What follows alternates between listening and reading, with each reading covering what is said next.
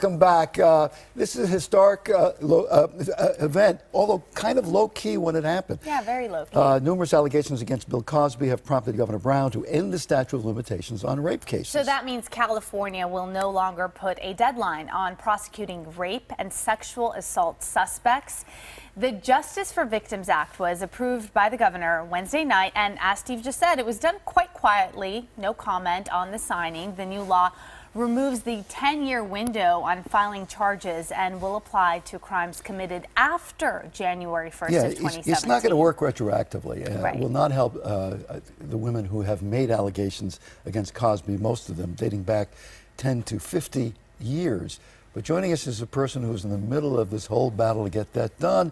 Lili Bernard pushed and lobbied tirelessly for this bill by visiting the office of each lawmaker to get it passed, and she's here with us this morning. People see you when you're coming, you know that. I know you're pleased, I know you're happy, but are you surprised that the bill passed? I'm not surprised at all. I saw it coming because we had unanimous votes in every single legislative hearing along the way, not a single no vote. And so I knew that the governor was going to do the right thing and sign the bill, and I'm very grateful to him. So although this doesn't help many of the women in the Bill Cosby case, this did come about because of the Bill Cosby case. So it is a victory, without a doubt. Tremendous victory, and like Steve said, it's been a battle. That word you just used, battle. And I want to give thanks to our leaders, our comandante, Caroline Heldman, along with Ivy Bottini. They are the founders and the co-chairs of End Rape SOL, and they led an army of women, including me, Bill Cosby survivors, and mostly rape victims through this political jungle, and we solicited Senator Connie Laiva to carry the bill for us. Yeah, and it was a very popular bill by the time it went around. But my question to you is, the satisfaction, now you have the law, that helps. But so many of you in the past were timid about talking about this.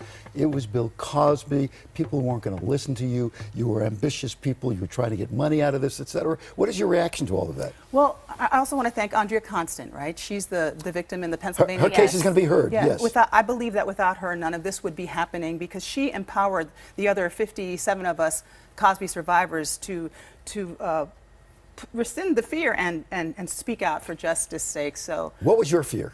My fear was a fear for my life, because I've suffered PTSD like any war veteran would suffer. My trigger is, rather than maybe if a war veteran would see a decapitated child and he might on the ground, his trigger might be his child lying down on the ground. But for me, my trigger was the pillow on my bed, because when I was yelling and screaming to Bill Cosby to please don't come inside of me because I'm not on the pill, and then, you know, I might get pregnant and all this thing, and that he was a father figure, and I couldn't move because of the drug that whatever drug it was that he slipped into my apple cider. Well, and the pillow was and being so he used was, to. yeah, so he was pushing the pillow in my face to silence my screams. Now, you said, by the way, for folks who don't know your story, you were on the Cosby Show. Yes, you I had was a a guest role. star. He was mentoring you. He was going to help your career, and all of that. You talk about the word helpless. You were helpless when you were being, as you say, raped. That's right. And you were helpless afterwards. For years after. Yeah, it took 23 years for you to come forward. That's right, because when I confronted Bill Cosby that I would go to the police and report him, he threatened very serious consequences on my life and made it clear that he would damage my career and my life, and I interpreted his words as death threats. I will erase you. You better watch your back. All it takes is one phone call. And so I thought that I equated speaking out to my demise. It's taken, no doubt, an emotional toll on you, but you have developed this sisterhood among all of the other victims, in a way. Speak about that for a moment. Wow, that is the sweetest thing that came out of all the trauma.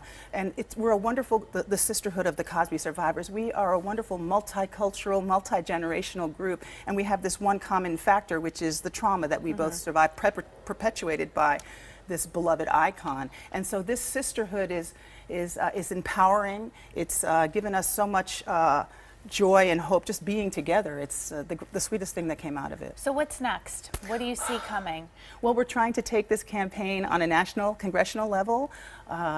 It's just, we did this for future survivors. It can't help us, so I'm just elated at the reality that now other people are going to be able to prosecute when they are ready. It doesn't change the burden of proof. That's a very important thing that we must say, that the bill does not change the burden of proof, meaning that a victim must still have evidence to prove that the crime happened beyond a reasonable doubt. Last question. It's 57. That's a big number. 57. Do you think there are more? I know that there are more, and several of us know victims who are too scared to come out because it comes with great consequences. Lili Bernard, thank you so much for being with us. Appreciate it. Thank you.